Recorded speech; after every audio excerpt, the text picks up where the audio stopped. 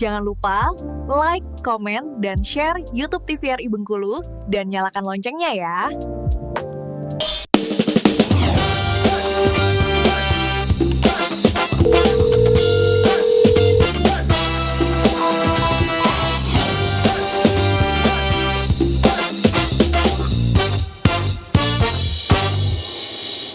Terima kasih Anda masih bersama kami di Dokter Kito Besamo Kito Sehat. Kita lanjutkan pemirsa, perbincangan kita masih terkait dengan KB Solusi Aman. Nah, terkait dengan KB nih dok, saya pengen bertanya kalau misalnya di Bengkulu atau di Indonesia nih, metode KB yang paling sering digunakan itu apa ya dok? Ya, sebenarnya metodenya kan bervariasi ya, tergantung kebutuhan. Kalau kata Dokter Wenti tadi, tergantung kebutuhan, tergantung kuat atau enggaknya seseorang itu untuk menerima efek sampingnya juga, karena kan KB itu ada yang memiliki efek samping juga. Nah, kalau yang paling banyak biasanya yang berjangka lebih panjang, misalnya kayak IUD. Nah, itu tuh lumayan banyak tuh IUD, pemasangan intrauterine device. Nah, itu lumayan banyak. Ada juga KB non hormonal yang berupa kondom, itu juga banyak. Sebenarnya tergantung ke ini sih, ke kebutuhan pasiennya. Apakah ada yang memilih KB hormonal walaupun ada efek sampingnya? Ya tetap ada juga ya, begitu, karena tergantung respon tubuh masing-masing orang. Ada yang dengan KB hormonal dia merasa fine-fine aja, nggak ada rasa efek samping yang terlalu berat. Nah, biasanya mereka memilih KB hormonal, bisa KB suntik ataupun KB yang obat-obatan. Oke, berarti itu nggak ada yang paling umum, tapi memang disesuaikan Ya, harus dengan orang itu disesuaikan ya dengan dok ya? kebutuhan dan respon tubuh dari pasiennya juga. Oke, jadi memang kalau misalnya ingin memasang KB tentunya harus dilihat secara komprehensif terlebih dahulu ya dok ya. Apakah ada penyakit penyerta atau memang nanti tujuannya untuk apa? Apakah memang menjarangkan kehamilan atau ingin menghentikan ya dok ya nantinya. Coba balik lagi nih dok ke Dokter Wenti. Tadi pembahasan kita cukup menarik ya dok ya. Kalau misalnya pemirsa dokter kita di rumah taunya bahwa KB itu selalu untuk perempuan dok. Tapi tadi disebutkan bahwa untuk pria. Itu gimana dok? Mungkin bisa langsung ke slide-nya dok. Slide aja ya. Jadi memang KB untuk pria ini jarang ya, karena satu yang sering ke posyandu adalah ibu-ibunya, bukan si suaminya ya, dan biasanya suami kan bekerja ya. Jadi untuk KB pada pria itu kalau kita lihat jenisnya itu biasanya adalah kondom ataupun vasektomi ya, atau juga bisa dengan bantuan suami seperti kalender, KB kalender. Nanti itu akan dijelaskan oleh Dokter Putri nantinya ya. Sebelum itu kita masuk ke epidemiologinya dulu ya. Jadi kalau dari data SKDI 2012, prevalensi penggunaan kontrasepsi di Indonesia dari tahun 91 sampai 2012 cenderung meningkat. Kalau kita lihat cenderung meningkat berarti angka kewaspadaan atau pengetahuan masyarakat Indonesia sudah lumayan berarti ya untuk aware tentang bagaimana menjaga jarak atau menjaga jarak kehamilan atau merencanakan kehamilan. Tren ini menggambarkan cakupan usia wanita 15 sampai 49 tahun yang melakukan KB sejalan dengan menurunnya angka fertilitas nasional. Bila dibandingkan dengan targetnya pada tahun 2014 melampaui target 60,1%. Berarti angkanya cukup tinggi ya, cukup bagus ya untuk kewaspadaan atau kemandirian dari masyarakat Indonesia tentang KB itu atau kontrasepsi itu sendiri. Kalau kita lihat jangkauannya, ternyata KB-nya yang paling sering itu apa? Kita lihat di sini ternyata 48% masyarakat Indonesia memilih suntikan. Karena biasanya ini yang paling mudah didapatkan, kalau aplikasinya juga paling gampang dan cost-nya juga lumayan lebih murah ya. Kemudian ada pil KB. Nah, pil KB ini nanti kita lebih jelaskan lagi, mirip-mirip dengan si suntikan karena dia sama-sama bermain di hormon. Cuman mungkin pengaplikasiannya agak sedikit lebih ketat karena dia per hari harus dikonsumsi ya.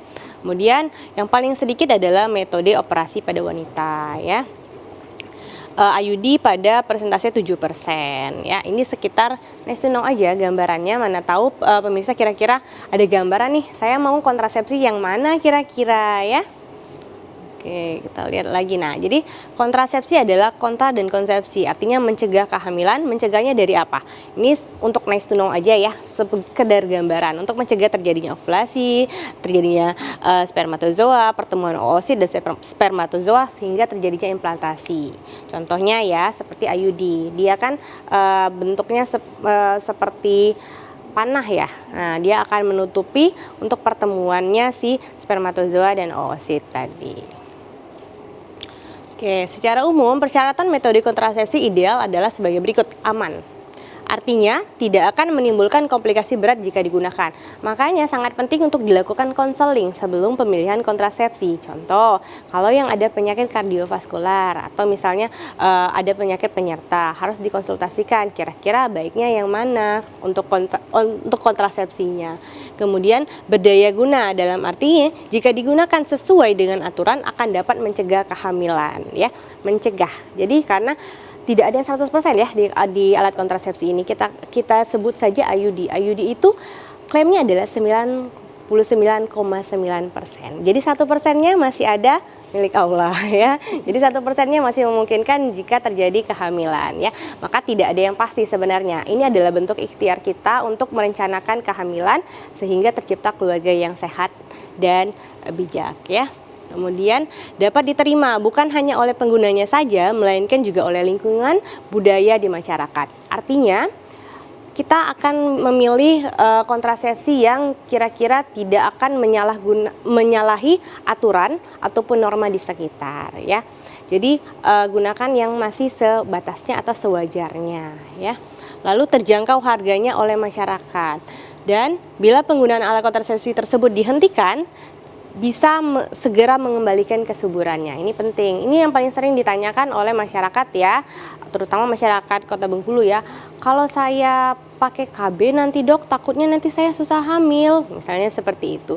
Jadi itu sebelum dilakukannya pemilihan kontrasepsi kita harus lakukan konseling. Resikonya apa? Apakah bisa menimbulkan dampak dari ketidaksuburan? Mungkin beberapa persen kontrasepsi ada yang bisa beresiko, ada juga yang tidak. Makanya perlu dilakukan konseling mendalam, ya, agar sama-sama fair. Jadi tahu terbuka bahwa ini lebihnya, ini kurangnya. Jadi tidak membeli kucing dalam karung seperti itu, ya. Oke, jadi idealnya kontrasepsi itu harus 100% efektif, 100% reversible, bisa mengembalikan fertilitas, kemudian 100% acceptable, artinya bisa diterima oleh semua kalangan, baik dari masyarakat maupun keluarga dan terutama oleh lingkungan sekitar, ya. Kemudian 100% nyaman dan 100% aman. Oke, inisiasi kontrasepsi. Jadi ini ya, kalau kita lihat wanita menyusui. Jadi ini kalau untuk wanita menyusui pilihannya kira-kira apa? Ketika dia selesai persalinan dalam waktu sampai 6 bulan, ini ada namanya metode LAM, ya, Lactational Amenorrhea Metode. Jadi artinya ini adalah KB alami karena ibu itu menyusui. Tapi hanya efektif sampai 6 bulan sesuai dengan inisiasi ASI eksklusif tadi. Jadi kalau lebih dari 6 bulan gimana dok? Kita tidak akan rekomendasikan untuk tetap dilakukan LAM. Harus ditambah dengan kontrasepsi lain. Karena resikonya sudah meningkat ketika lebih dari 6 bulan, ya. Karena hormonnya sudah turun, hormon si progestinnya. Kemudian untuk IUD bisa dilakukan ketika habis langsung persalinan, beberapa jam setelah persalinan atau 3 minggu setelah masa nifas, ya. Setelah masa nifas bisa lakukan IUD, kemudian sterilisasi juga bisa. Kalau kondom dari setelah persalinan pun bisa dilakukan. Kemudian kontrasepsi progestin ini adalah pil KB, mini pil, kemudian kontrasepsi alami, KB kalender, dan PKK atau pil kombinasi. Itu juga bisa dilakukan. Ini untuk wanita menyusui. Ini kalau misalnya untuk ibu menyusui, tadi kan ada pil kombinasi juga ya dok, harus dikonsumsi. Tentunya pemirsa dokter Kito di rumah ini sedikit worry ya dok ya kalau misalnya minum pil, apalagi ibu menyusui, itu bahaya nggak dok untuk bayinya? Apakah nanti ada zat yang bisa terminum oleh bayi pada saat menyusui atau enggak dokter? Jadi kalau untuk pil KB yang kombinasi itu disarankan di atas 6 bulan ke atas karena tidak biasanya sudah tidak ASI eksklusif lagi, ya. Beberapa mungkin yang sudah memang sama sekali tidak mengkonsumsi ASI lagi. Jadi disarankan ke 6 bulan ke atas atau bahkan kalau misalnya masih ASInya masih terlalu sering, kita sarankan untuk pemilihan metode yang lain. Karena kan banyak pilihannya yang lainnya, ada kontrasepsi progestin, ini yang memang dikhususkan untuk ibu menyusui sebenarnya, ya. Oke, baik, tentunya berarti harus disesuaikan juga ya dok ya dengan usia kehamilan, dengan ibu, dan juga banyak banget tadi yang itulah pentingnya konseling sebelum pemilihan kontrasepsi. Oke, berarti kita nggak boleh menentukan sendiri ya dok ya, tetap harus konseling ke dokter ataupun ke puskesmas langsung ya yang kita, atau posyandu tadi ya dok ya. Baik pemirsa, akan kita lanjutkan diskusi kita masih terkait dengan KB. Setelah jeda iklan berikut ini, tetap bersama kami di Dokter Kito Besamo Kito Sehat.